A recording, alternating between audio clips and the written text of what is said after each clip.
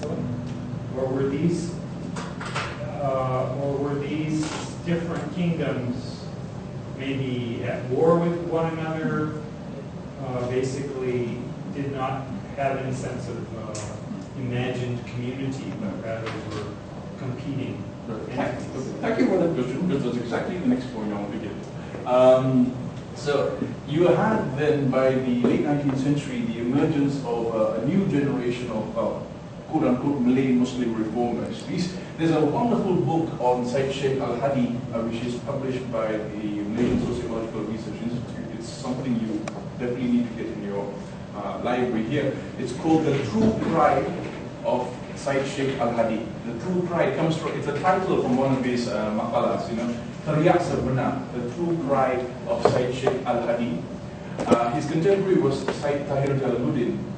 And it's interesting to note that these men today are recognized in Malaysia as among the founders. There were many others like Sheikh Mustami Al-Imran and the rest, but these two in particular were the pioneers of so many things.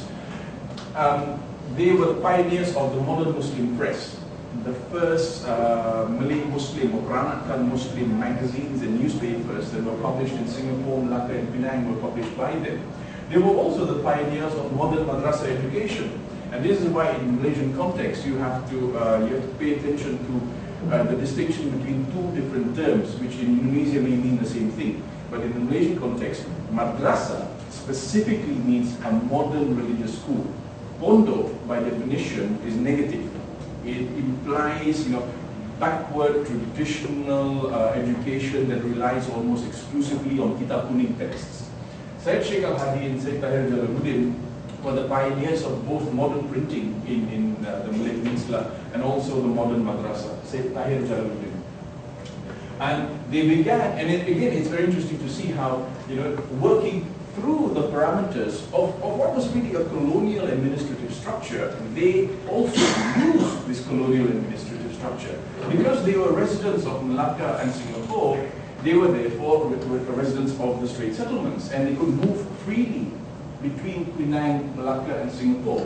And that's exactly what this group of urban, cosmopolitan, Malay and Peranakan Muslim activists did. They used the tool of the Strait Settlements in order to actually create the first network of modern Muslim reformers.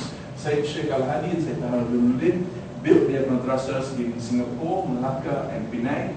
The Madrasah Al-Hadi, Madrasah Al-Iman, I think, in Singapore, Madrasah Al-Hadi in Malacca, Madrasah Al-Mashur in Penang.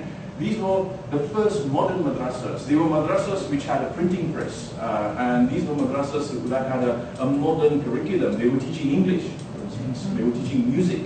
So these were pioneering activities then. Now, why? Why was this necessary? And this is to answer your question, Bernie. Around this time, and we have to read Syed Sheikh Al-Hadi and Syed Tahir Jalaluddin's writings and their magazines in particular against the context or in relation to the writings of Munshi Abdullah. Around that time, from the mid to late 19th century, as part and parcel of the whole colonial enterprise, to justify first the creation of the Strait Settlements and later what would be called the forward movement policy, where British rule moved further inland into the Malay territories, the Malay kingdoms. They emerged in the popular imaginary at the time, particularly in the press, the idea that eventually became sedimented that this sort of modern centralized systematic rule was preferable to the quote-unquote chaotic, decentralized, unregulated and non-modern or even anti-modern form of native governance in the Malay states.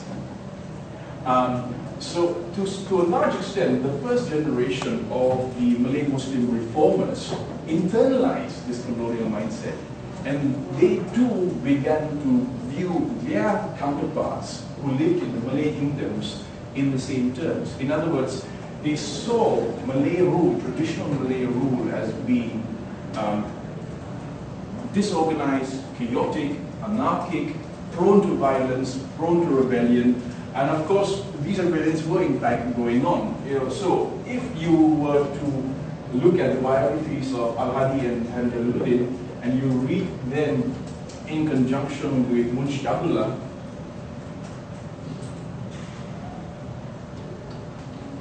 Abdul Qadir, who wrote the famous Hikayat Abdullah, the biography of Abdullah, and also I think a much maligned book, but a very important book, the Kisah Pelayaran ke Timur, Abdullah's Journey to the East. You'll get a broad narrative account of what life in the Malay states were like then.